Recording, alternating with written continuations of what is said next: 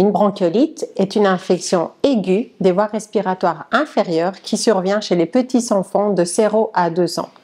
Elle est causée par un virus et donc elle se transmet surtout de façon épidémique, donc pendant les mois d'automne et d'hiver.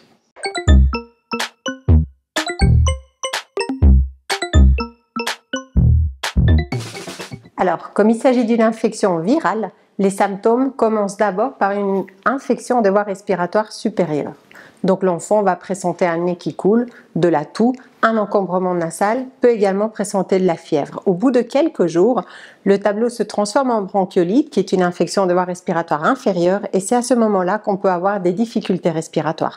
Un enfant qui va respirer plus rapidement, qui va montrer des signes de difficulté avec un tirage entre les muscles, entre les côtes, même on va avoir un enfoncement ici au-dessus du sternum, les selles du nez qui battent. Il va aussi présenter une respiration plus rapide, une respiration brouillante. Cela va souvent s'accompagner des difficultés alimentaires parce qu'il va utiliser toute son énergie pour respirer. Il peut continuer à avoir de la fièvre et avec de la toux, ils peuvent également présenter des vomissements avec les efforts de toux.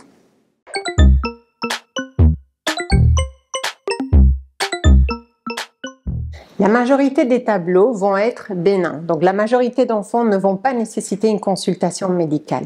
Mais certains enfants peuvent présenter un tableau plus grave et cela nécessite une consultation urgente. À ce moment-là, les critères de consultation urgente, c'est les difficultés respiratoires. Donc de nouveau, un enfant qu'on voit qui respire rapidement et qui a difficile à respirer. Un enfant qui a difficulté à boire, et généralement on dit du moment qu'il boit moins que la moitié des quantités habituelles, il faut consulter. Et bien sûr, toute altération de l'état général. Un enfant qui a de la fièvre mal tolérée, un enfant qui est très fatigué, un enfant qui est vraiment pas comme d'habitude, il faut consulter. Par ailleurs, il faut consulter plus vite avec les enfants à risque et les enfants plus vulnérables.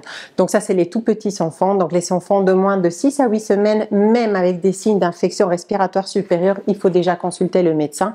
Également les anciens prématurés pendant les 3 premiers mois de vie ou les enfants avec des problèmes graves cardiaques ou pulmonaires les premiers mois de vie, dès qu'ils sont des symptômes respiratoires, il faut consulter plus rapidement.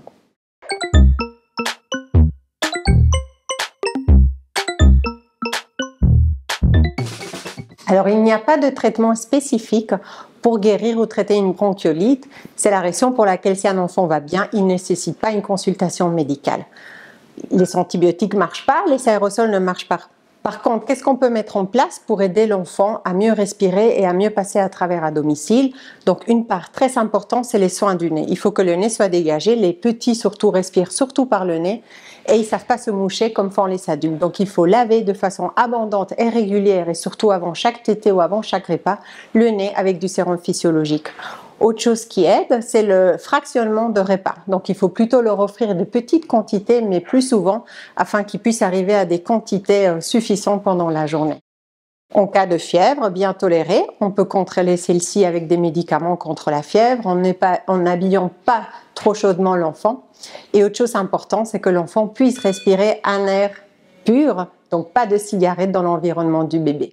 Dernier point important, c'est laisser le bébé se reposer. Important de respecter son rythme de sommeil.